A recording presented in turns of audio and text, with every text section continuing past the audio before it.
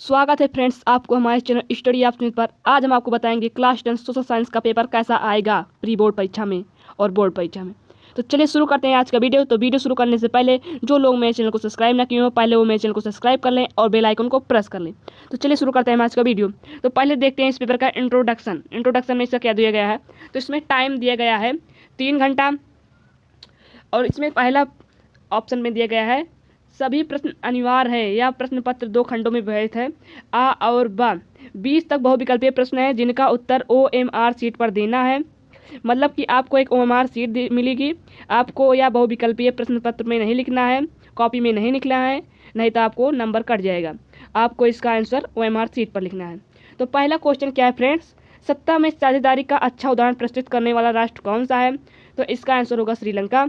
दूसरा क्वेश्चन है संसदीय प्रजातंत्र की स्थापना सर्वप्रथम किस देश में हुई थी।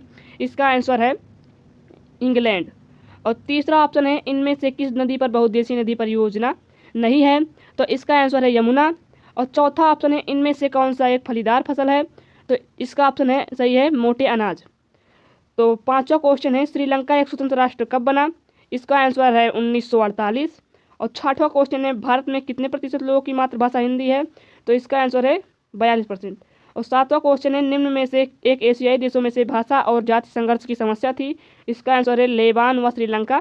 चलिए अपने दूसरे पेज पर चलते हैं। तो आठवां क्वेश्चन क्या है फ्रेंड्स, महात्मा गांधी किस वर्ष भारत लौटे थे। तो इसका आंसर है 1915। नौवां क्वेश्चन है विनिमय संधि कब हुई थी। इसका आंसर होगा 1815 में हुई थी। और 10वां क्वेश्चन है विकास के स्तर के आधार पर संसाधन का प्रकार निम्न में से कौन सा है। इसका आंसर होगा संचित कोष। 11वां क्वेश्चन है भूमि का प्रयोग निम्न में से किस तरीके से किया जाता है। इसका आंसर होगा उक्त सभी। 12वां क्वेश्चन है चिपको आंदोलन का क्या उद्देश्य था।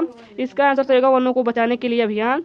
13वां क्वेश्चन है भारत का सबसे पुराना तेल उत्पादक देश कौन सा है। इसका आंसर सही होगा असम। 14वां क्वेश्चन है पेट्रोलियम किस प्रकार की चट्टानों में पाया जाता है। तो इसका आंसर होगा अवसादी चट्टानों में। 15वां क्वेश्चन है किस खनिज को वर्तमान शताब्दी का ईंधन माना जाता है। इसका आंसर सही होगा कोयला को। चलते हैं अपने तीसरे पेज पर।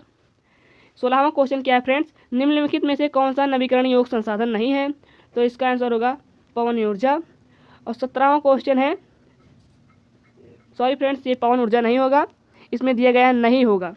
तो इसका आंसर होगा फ्रेंड्स 1। इसका आंसर होगा फ्रेंड्स 1।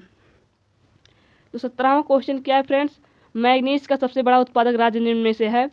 तो इसका आंसर सही होगा उड़ीसा। 18वां क्वेश्चन क्या है फ्रेंड्स, निम्न में से आधारभूत उद्योग कौन से हैं। तो इसका आंसर होगा लोहा इस्पात। और 19वां क्वेश्चन है 1 करोड़ रुपए से अधिक का निवेश निम्न में से किस उद्योग के लिए निर्धारित किया गया है। तो 19वां क्वेश्चन है 1 करोड़ रुपए से अधिक का निवेश निम्न में से किस उद्योग के लिए निर्धारित किया गया है। इसका आंसर होगा लघु उद्योग। 20वां क्वेश्चन है फ्रांस की क्रांति कब हुई थी। इसका आंसर होगा 1789। तो चलिए चलते हैं अति लघु प्रश्न की ओर।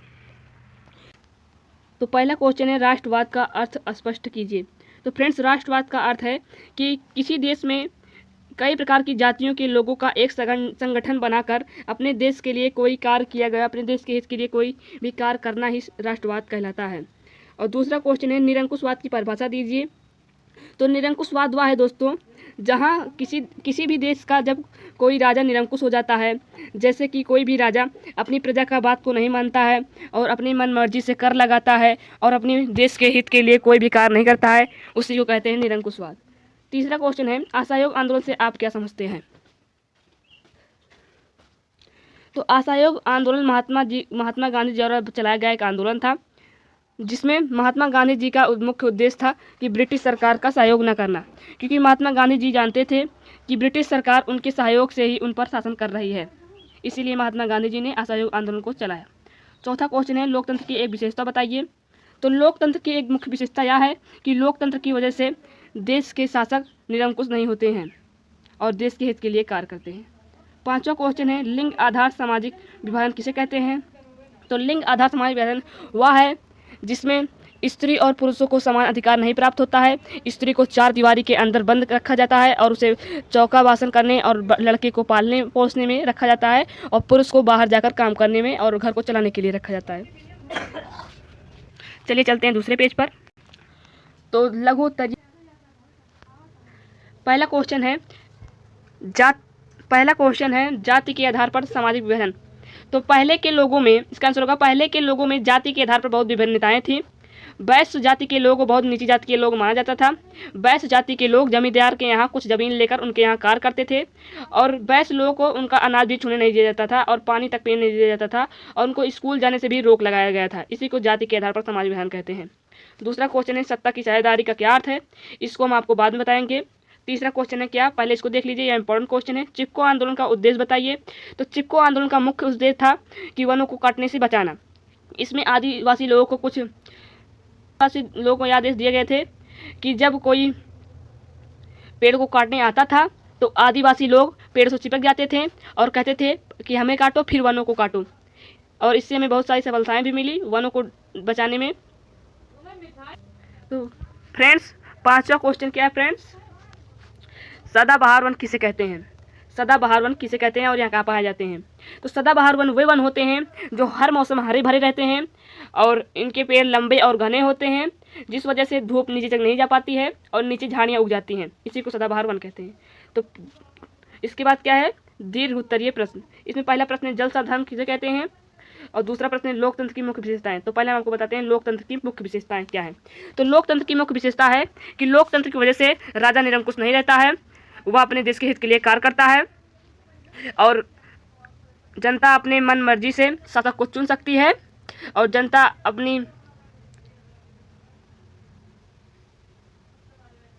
और ज़रूरतों की मांग करती है और शासक उनकी ज़रूरतों को पूरा करता है। इसीलिए लोकतंत्र की बहुत आवश्यकता होती है हमारे देश में। तीसरा क्वेश्चन है भारत में लैंगिक आधार पर निजी और सार्वजनिक क्षेत्र में श्रम विभाजन की व्याख्या कीजिए। चौथा क्वेश्चन क्या है फ्रेंड्स, सांप्रदायिकता लोकतंत्र की घातक 2 कारण लिखिए। तीसरा क्वेश्चन हम बाद में बताएंगे, पहले महत्वपूर्ण प्रश्न बता दे रहे हैं।